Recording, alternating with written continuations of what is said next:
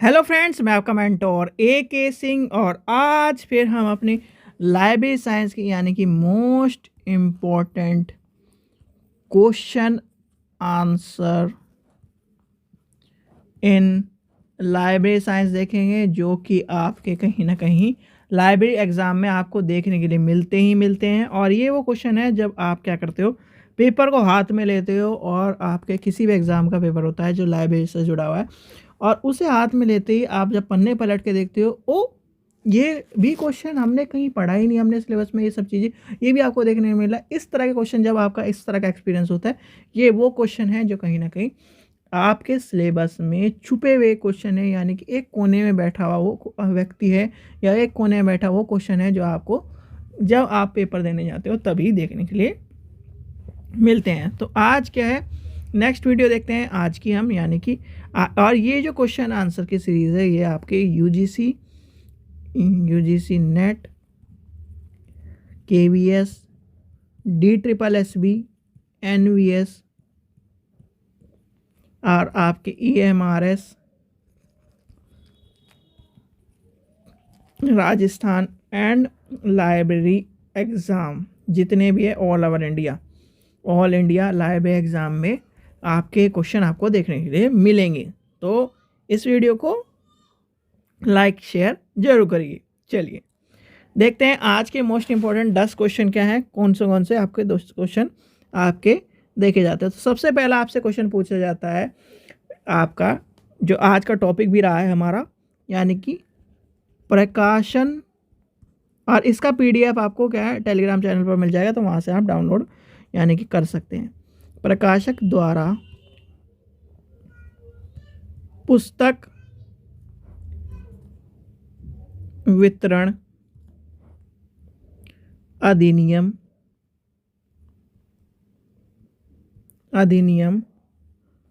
के अधीन एक पुस्तक की कितनी प्रतियां भेजी जाती या जानी चाहिए। ठीक है, अब इसका आंसर क्या है, 4, यानी कि 4 कॉपीज़ भेजी जाती हैं, यानी कि 4 प्रतियां भेजी जाती है। भेजी कहाँ जाती है, 4 लाइब्रेरी में। यानी कि आपकी लाइब्रेरी कौन सी है, आपकी एक तो है राष्ट्रीय, लिख लीजिए, ये आपको मैंने पढ़ाया है वैसे तो, राष्ट्रीय पुस्तकालय कलकत्ता,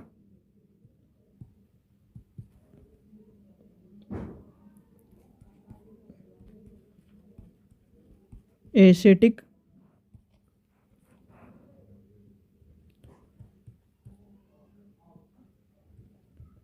सोसाइटी मुंबई,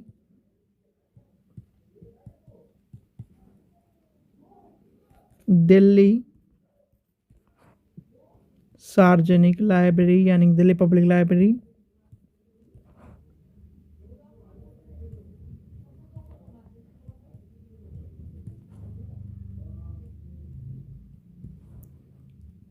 और आपकी कौन मरा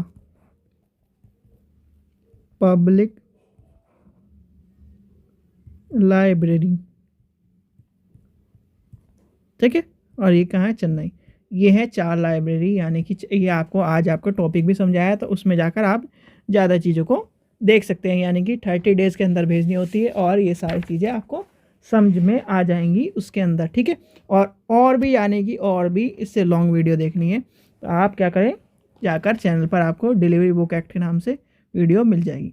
चलिए नेक्स्ट क्वेश्चन आपका आता है, क्वेश्चन नंबर 2 आता है आपका ILL स्टैंड फॉर, क्योंकि ILL के ऊपर क्वेश्चन कई बार आ चुका है इसलिए लिया है। वैसे तो बहुत ही ईजी क्वेश्चन है, ये सबको पता होगा, पर आपको ये पता होना चाहिए IAL क्या है। तो यानी कि IAL क्या है, इंटर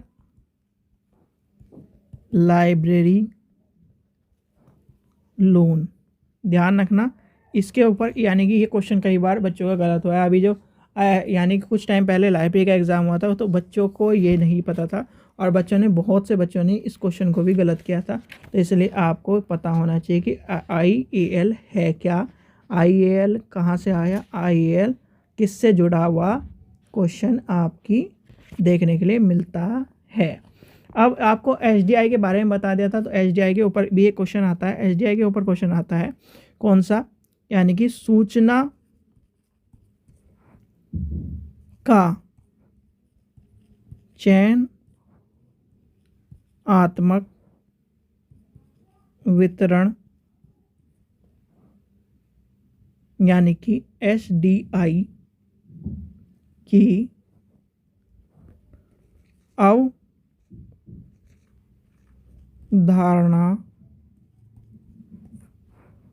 की शुरुआत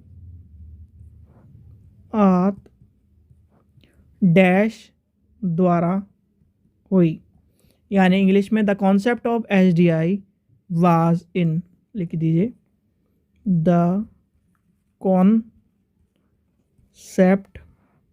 ऑफ SDI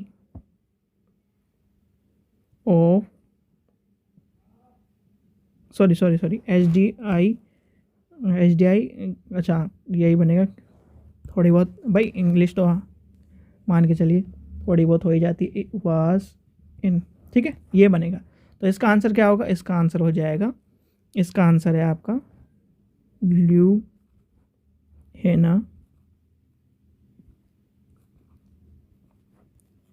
ऑफ IBM, ठीक है, यही आपका हिंदी में भी है, ल्यूहेना ऑफ IBM, ठीक है। चलिए नेक्स्ट क्वेश्चन देखते हैं, क्वेश्चन नंबर 4 देखते हैं। क्वेश्चन नंबर 4 क्या कह रहा है आपका, क्वेश्चन नंबर 4 को देखते हैं। क्वेश्चन नंबर 4 क्या कह रहा है, Indian science abstracts is published by, तो किसने पब्लिश किया है, यानी कहाँ से पब्लिश होता है, इसका आंसर है आपका NISCAIR,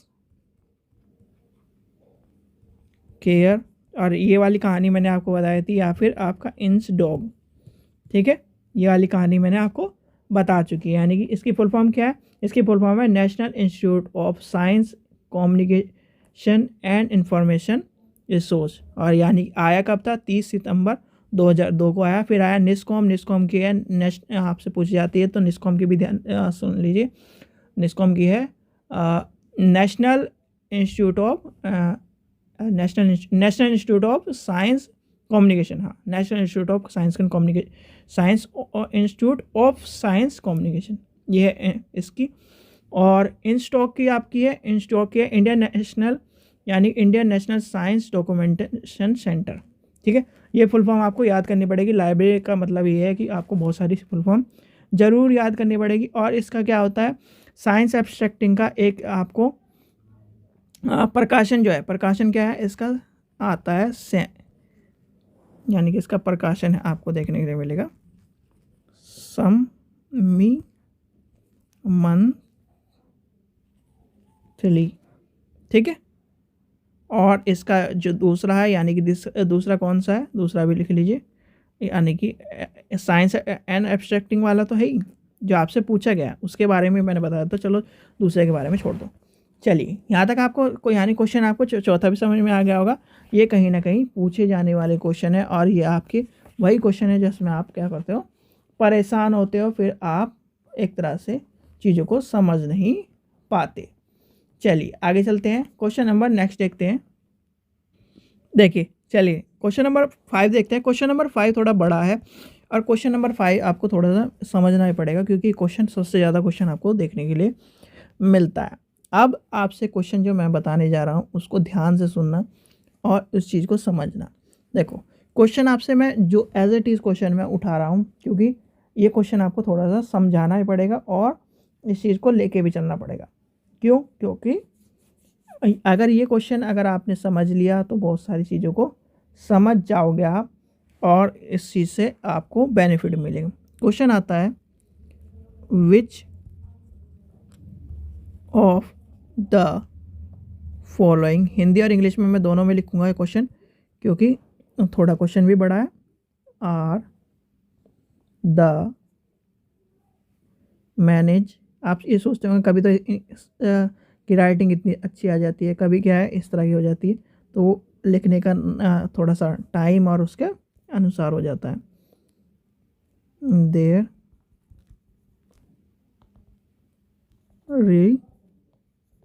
related to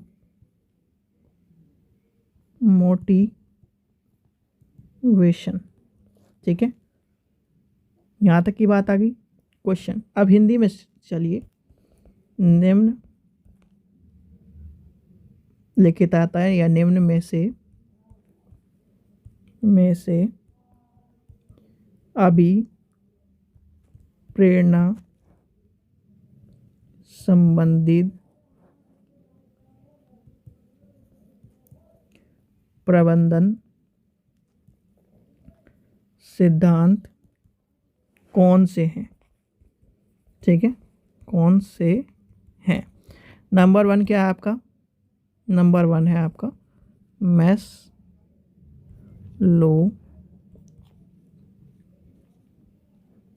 theory of need, यानी कि आवश्यकताओं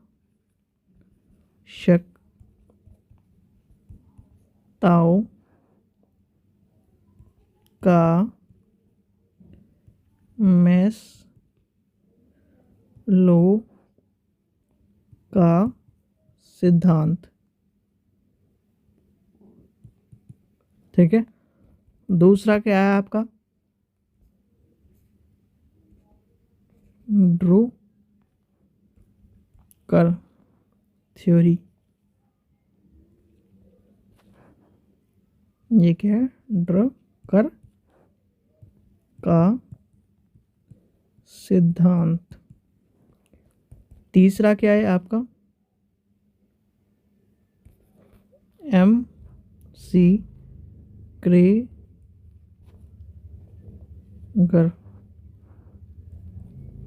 थ्योरी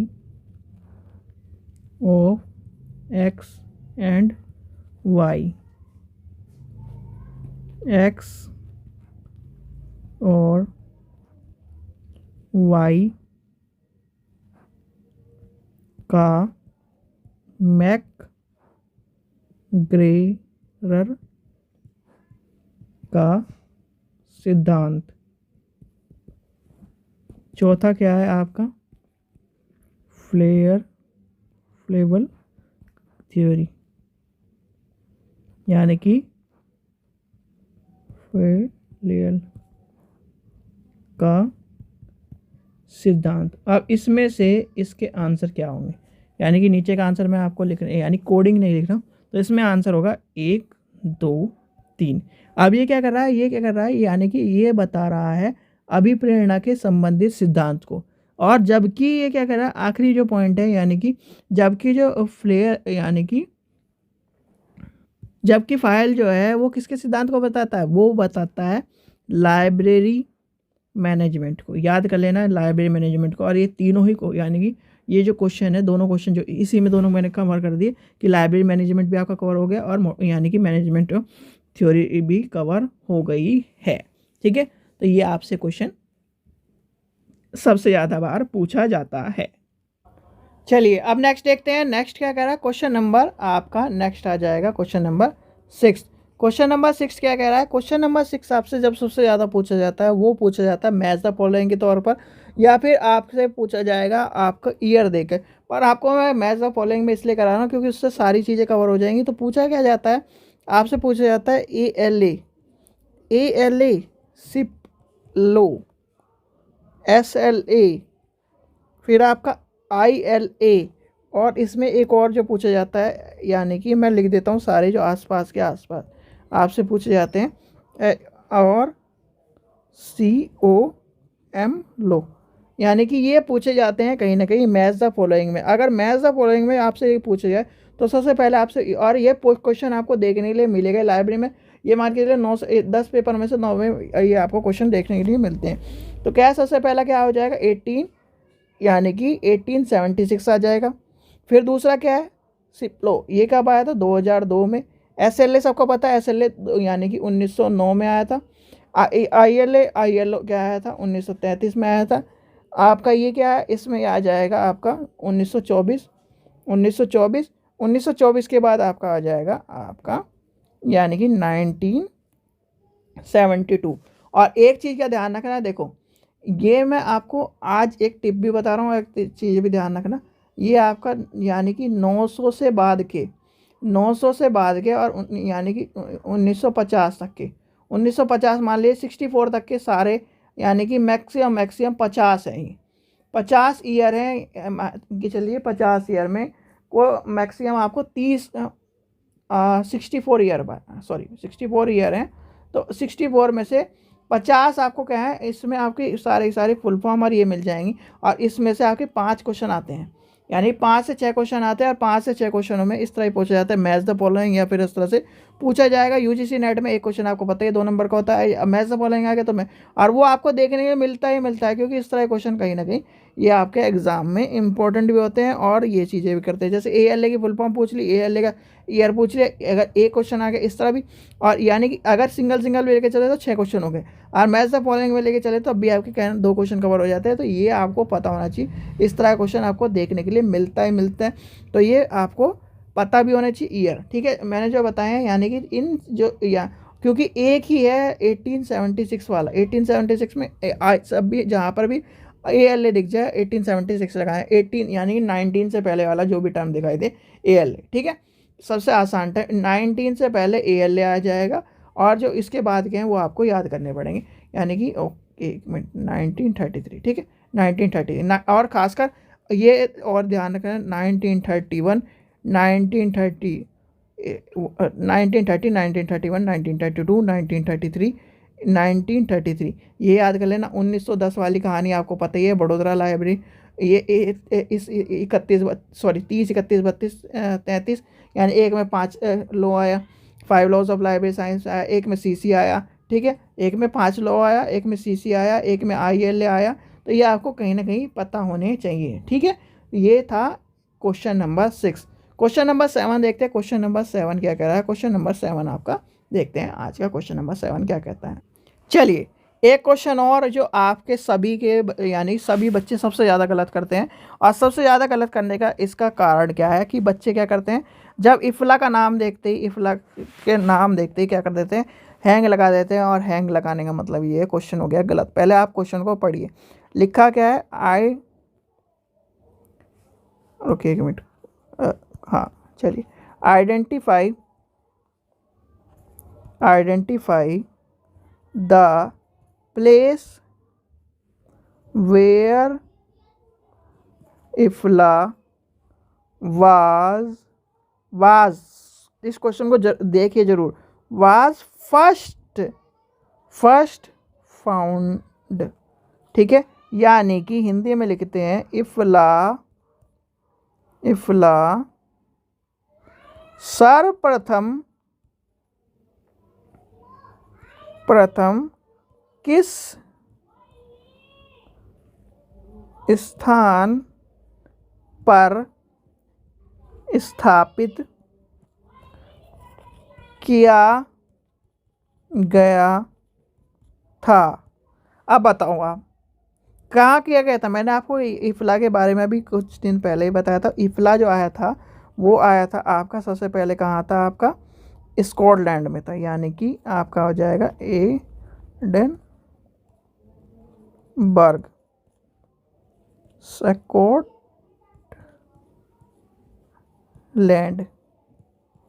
यानी कि एडनबर्ग स्कॉटलैंड, ठीक है स्कॉटलैंड। और जो आपका 1927 यानी कि 1927, ठीक है, इसके बाद कहाँ आया, फिर आया था द हैंग नीदरलैंड, यानी कि जहाँ पर इंटरनेशनल कोर्ट है आपका हैंग में, वहाँ पर आ गया है। ठीक है, ये आपको पता होना चाहिए। अगर आपसे पूछे सर्वप्रथम यानी प्रथम पूछे, यानी प्रथम या सर्वप्रथम कुछ ही पूछे तो आपका स्कॉटलैंड में आएगा। और आपका अगर उसके बाद का पूछे, यानी कि अगर उसमें प्रथम नहीं लगा हुआ है तो आपको लगाना हैंग। ठीक है, या फिर आपसे पूछे द्वितीय, या फिर आपसे पूछे वर्तमान, इस तरह की टर्म यूज़ हो तो आपको लगाना हैंग। अगर सर्वप्रथम पूछे तो आपको स्कॉटलैंड लगा देना, क्योंकि सबसे ज़्यादा क्वेश्चन बच्चे यही गलत करते हैं और इसी में सबसे ज़्यादा बच्चों की दिक्कत देखने के लिए मिलती है। क्वेश्चन नंबर 8 देखते हैं। क्वेश्चन नंबर 8 क्या कह रहा है, चलिए क्वेश्चन नंबर 8 देखते हैं। क्वेश्चन नंबर 8 आपका आता है CDS-IS, यानी कि CDS-IS जो सॉफ्टवेयर है, यानी कि CDS-IS जो सॉफ्टवेयर है वो किसने बनाया था। यानी कि CDS-IS सॉफ्टवेयर क्या है, किसका सॉफ्टवेयर है, लाइब्रेरी का सॉफ्टवेयर है। बच्चों ने यूज़ भी करा होगा। यानी कि सोल हो गया, CDS-IS हो गए, ये कहीं ना कहीं लाइब्रेरी के सॉफ्टवेयर हैं। और लाइब्रेरी के सॉफ्टवेयर हो क्या आपको पता नहीं, यानी कि पहली बार आया कब था, ये भी अगर आपसे पूछा जाए तो 1855 में आया था, 1855 में। और यानी कि बनाने वाला कौन था, इसका बनाने वाला था यूनेस्को, लाने वाला था यूनेस्को। ठीक है, इस चीज़ का ध्यान रखना। और ये क्वेश्चन कई बार पूछा गया, सोल और इसके बारे में पूछा जाता है, तो आपको ये पता होना चाहिए कि ये क्वेश्चन कहीं ना कहीं इंपॉर्टेंट है। और बच्चों के यानी कि CDS-IS क्वेश्चन कई बार आ चुका है और बच्चे इसे ही गलत करते हैं कि CDS-IS किसने लाया, यूनेस्को ने। बच्चे कर देते हैं या तो इंचडॉक कर देते हैं या निस्टेट कर देते हैं, या फिर आपका RR, इस तरह की जो टर्म है कहीं ना कहीं उसे यूज़ कर देते हैं, वो हो जाता है क्वेश्चन गलत। और क्वेश्चन गलत हो गया था कहीं ना कहीं फिर वही दिक्कत हो जाती है, बच्चों का 1 नंबर कट जाता है और 1 नंबर कहीं ना कहीं वो दिक्कत देता है। चलिए आगे चलते हैं, नेक्स्ट देखते हैं, क्वेश्चन नंबर 9 देखते हैं। क्वेश्चन नंबर 9 क्या कह रहा है। क्वेश्चन नंबर 9 पूछता है आपका इंडियन या फिर India a reference annual is an example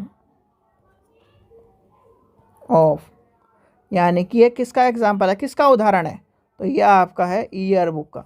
ये आपसे क्वेश्चन कई बार पूछा गया है तो इसलिए आपको लिखवाया गया है। इस तरह क्वेश्चन आपको देख लेने हैं कि ये किसको, यानी कौन सी किस चीज़ का है, ये किस चीज़ का है, पेटेंट किस, जैसे आपसे पूछा जाता है प्राइमरी सोर्सेज क्या है, सेकेंडरी सोर्सेज क्या है, तो ये आपको कहीं ना कहीं पता होने चाहिए आपसे जो इस तरह के क्वेश्चन पूछे जाते हैं। चलिए आगे चलते हैं, क्वेश्चन नंबर 10 देखते हैं। क्वेश्चन नंबर 10 यानी कि आज का लास्ट क्वेश्चन, और लास्ट क्वेश्चन आपका बहुत ही इंपॉर्टेंट क्वेश्चन है जो कहीं ना कहीं न्यू इनसाइक्लोपीडिया ब्रिटानिया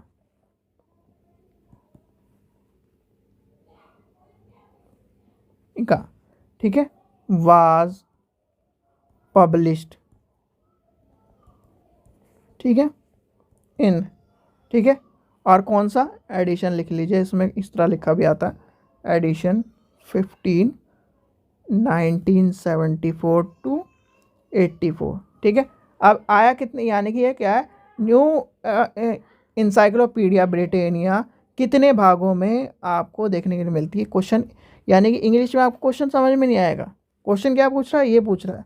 और हिंदी में आपको इस यानी कि बहुत सी जगह जैसे राजस्थान के पेपर हैं और स्टेट के जितने पेपर है उसमें आपको इस इंग्लिश वर्डिंग आपकी आसान नहीं मिलेगी, हिंदी वर्डिंग इजी मिलेगी। तो इसलिए इस चीज़ का भी ध्यान रखें कि कभी कभी यानी और सारी चीज़ें सेम कह रहा है इसमें ये पूछे। चलो मैं पूरा ही लिख देता हूँ, यानी कि न्यू इनसाइक्लोपीडिया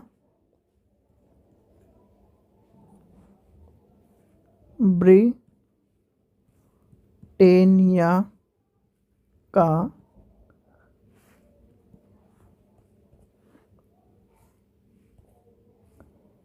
फिफ्टींथ संस्करण